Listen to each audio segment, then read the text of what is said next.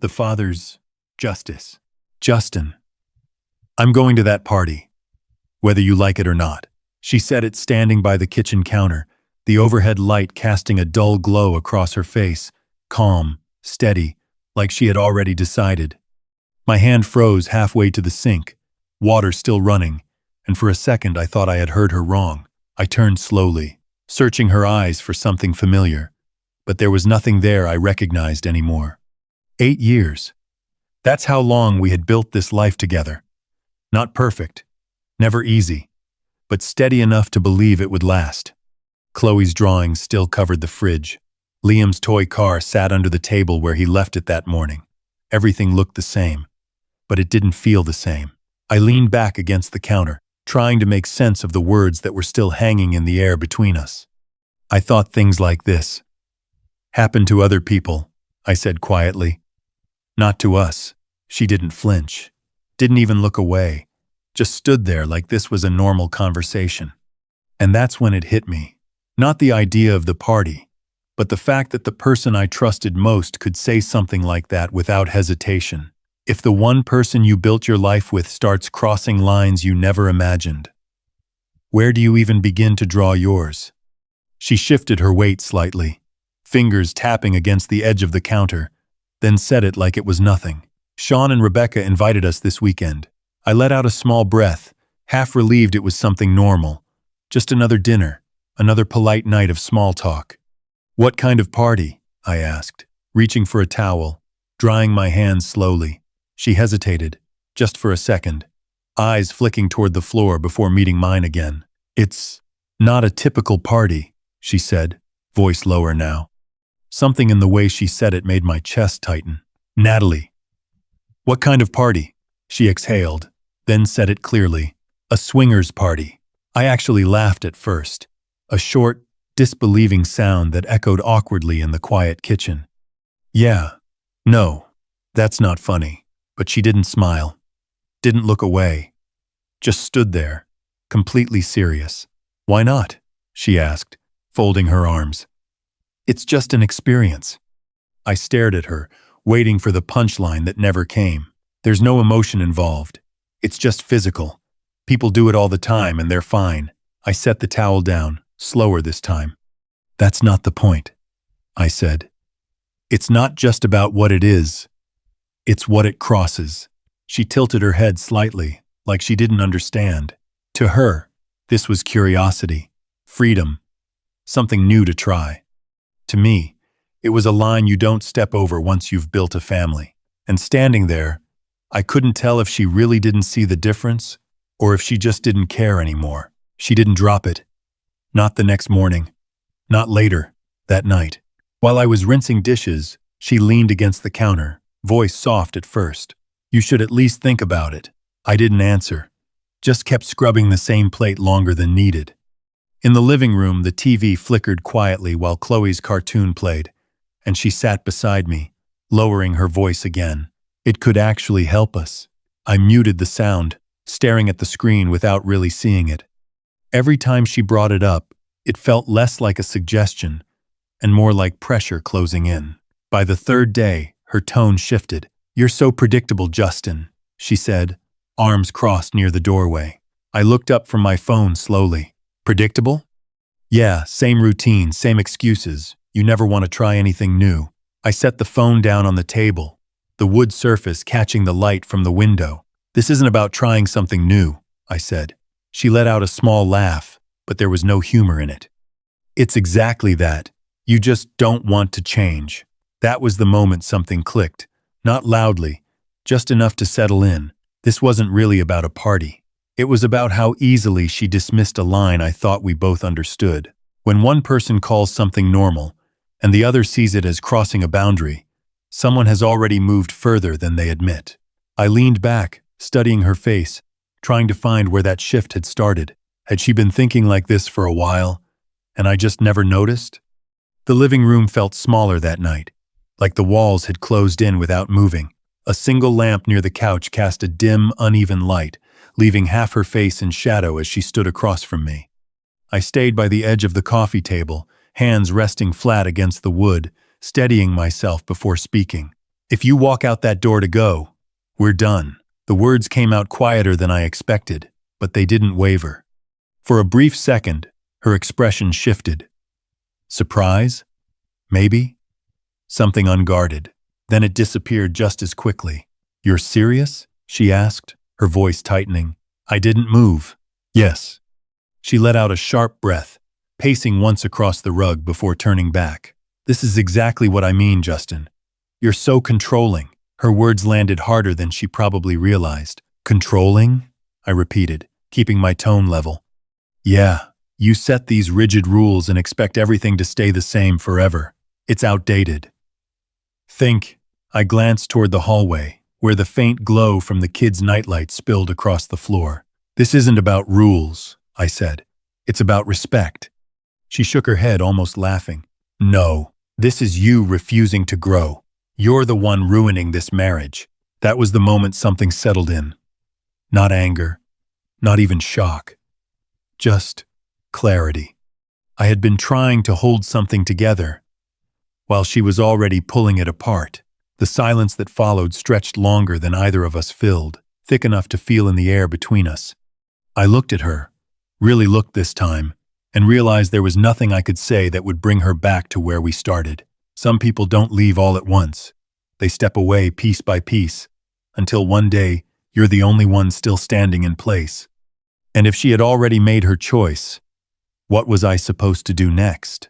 She stopped pacing and looked straight at me, like she had just thought of something clever. Fine. If you think it's such a big deal, I'll record it, she said.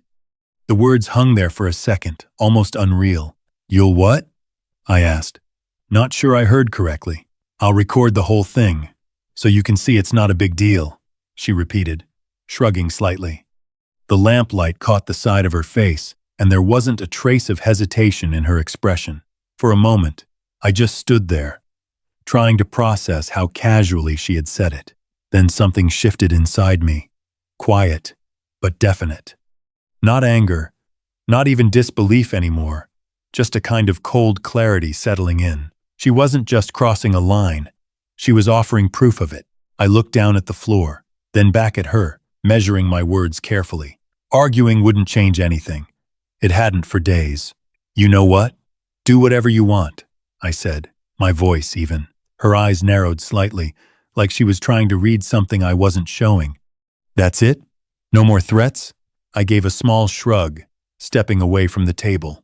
If that's what you think will make a difference, go ahead. She watched me for another second, uncertain now, before turning away. And as she walked out of the room, I realized something I hadn't felt before. I wasn't trying to stop her anymore. I was waiting. If she was willing to hand me the truth herself, what would I do with it when it finally came back? She got ready in the bedroom like it was any other night out. Soft music playing from her phone, the closet light spilling onto the floor.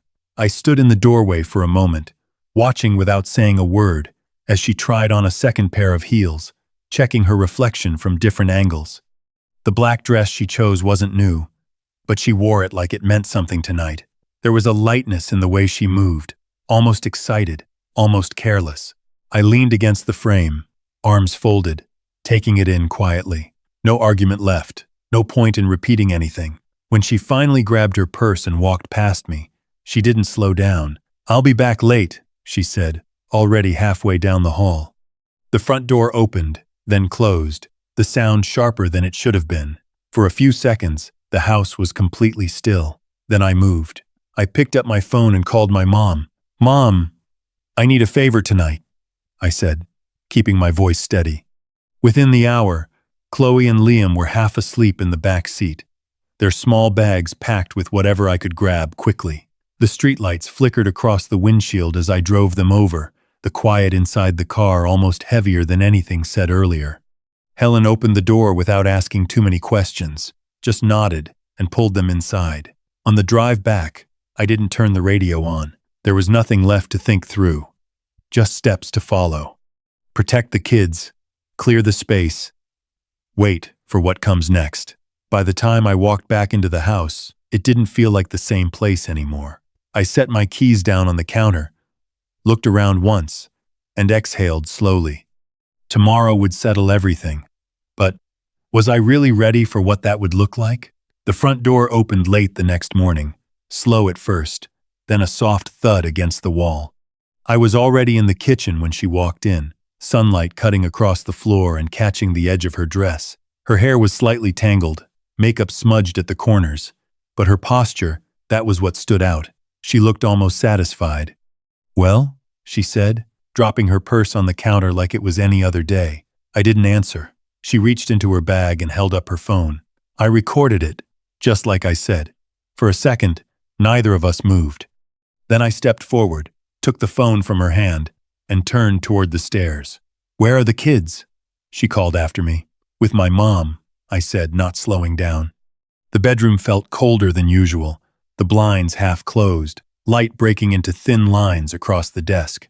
I plugged her phone into my laptop, the cable clicking into place louder than it should have. The files loaded one by one. I clicked the first video, then the next, and the next. Each clip blurred into the one after it. The same room, the same voices, the same casual tone that made it all feel routine. It wasn't just what I was seeing, it was how normal it looked to her. No hesitation, no second thought, nothing that suggested she understood what she was breaking. At some point, I stopped reacting. No anger left, no questions. Just a quiet, empty space where something used to be. When the last file finished, I sat there for a moment, staring at the screen before moving again. I copied everything, every file, onto a separate drive, watching the progress bar inch forward. Once it was done, I disconnected the phone and walked back downstairs. She was sitting on the couch, scrolling through something, completely at ease. I held the phone out to her. She took it, a faint smile still on her lips. "I hope it was worth it," I said. Her expression shifted slightly, confusion flickering for the first time. "What does that mean?" I didn't answer, because by then, there was nothing left to explain, only what came next. I met Daniel Ross 2 days later. His office was quiet, blinds half drawn, a stack of files neatly aligned on his desk. He didn't waste time, just listened as I laid everything out, from the conversation to the videos I had saved. When I finished, he nodded once and folded his hands. "We file immediately," he said. The steps were clear. No confusion, no hesitation. File for divorce. Submit the evidence. Request full custody of Chloe and Liam. I signed the papers right there, the pen moving steadily across each line. At first, Natalie didn't take it seriously. "You're overreacting," she said over the phone, her voice almost annoyed. "You'll calm down." But when she was served the documents, that tone disappeared. She showed up at my mom's house that same evening, eyes red, hair pulled back too quickly. "Justin, please, I need to see the kids," she said, stepping toward the door. I moved in front of her, blocking the entrance without raising my voice. "Not right now." Tears came fast after that, words spilling out, apologies tangled with excuses. I didn't think it would go this far. I didn't respond, because by then, it already had. In court, her lawyer tried to frame it differently, called it a mutual misunderstanding, a one-time lapse. Daniel didn't argue loudly. He just presented the files, one after another, letting the details speak for themselves. The room stayed quiet longer than expected. When the ruling came, it was direct. Full custody granted to me. Financial terms adjusted accordingly. Natalie sat still as it was read, her expression fixed somewhere between disbelief and realization. I didn't feel anything in that moment. No relief, no victory, just a sense that something had reached its natural end. This wasn't about getting back at her. It was about what her choices had already set in motion. And as I walked out of that courtroom, one question stayed with me. Was this really the closure I had been waiting for? Life settled into something quieter after the divorce. Not easier, just clearer. The apartment was smaller, the mornings more rushed, but Chloe's drawings still found their way onto the fridge. Liam still lined his cars along the windowsill before bed. I focused on them. School runs, dinners, small routines that didn't ask for explanations. One afternoon, I ran into Sean Murphy near the store. He hesitated before speaking, shifting his weight like he wasn't sure he should say anything. "There's something you should know," he said, lowering his voice.